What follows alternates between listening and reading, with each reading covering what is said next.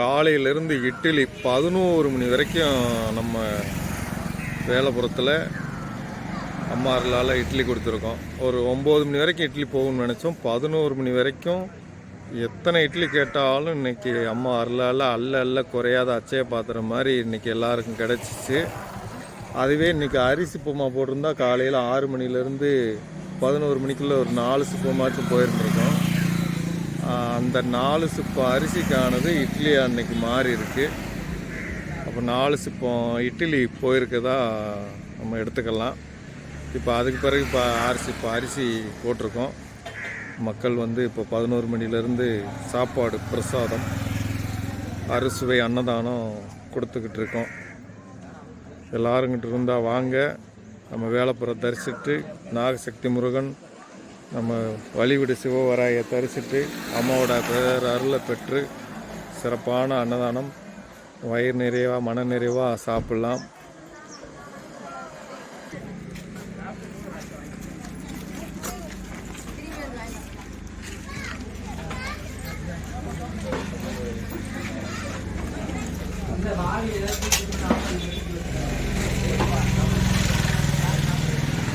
இது தட்டு நிறையா இருக்கா? இன்னும் வேணுமா? போதுமா? இருக்கா? இல்லைன்னா நம்ம மணி மேலே வீட்டுக்குள்ளே எங்கிட்ட போய் எடுக்காமல் போட்டிருப்பாங்க, அதை எடுக்கணும்.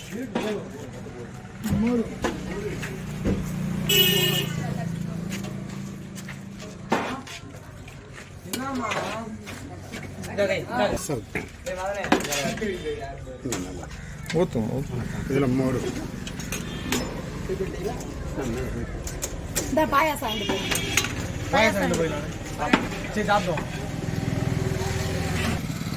சேவை எப்படி முக்கியமோ அது மாதிரி கவனமும் முக்கியம், பக்குவம் முக்கியம், வரவங்கிட்ட அன்பாக பேசுகிறது முக்கியம்.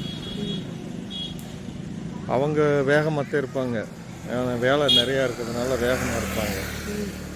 ஆனால் அவங்களுக்கு வேகத்துக்கு நம்ம சேவை செய்கிறது நம்மளோட வேலை. வண்டியை கொண்டு வந்து உள்ளே நிப்பாட்டுவாங்க, கை அங்கனையை கழுவுவாங்க, இலையை மடித்து மூஞ்சில் எரிஞ்ச மாதிரி எரிவாங்க, எல்லாம் செய்வாங்க. நம்ம அதை கண்டுக்கிறக்கூடாது. அவங்களுக்கு தண்ணி வேணுமா, என்ன வேணும், டம்ளர் கழுவி இருக்கா கழுவுலையா, பாலோட வச்சுருக்காங்களா அப்படின்னு பார்த்து ஒன்று செய்யணும். அம்மா நம்மளுக்கு அதை தான் சொல்லி கொடுத்துருக்காங்க. அன்பே சிவம் அப்படின்னு. நல்லா இருந்துச்சுங்க. நல்லா தரிசனம், நல்ல பிரசாதம் வாங்கினீங்களா? பிரசாதம் அம்மாட்ட இப்போ கையில் பிரசாதம் வாங்கிட்டு இருக்குல்ல. சரி சரி, மாதமாக பண்ணுவாங்க. சரி.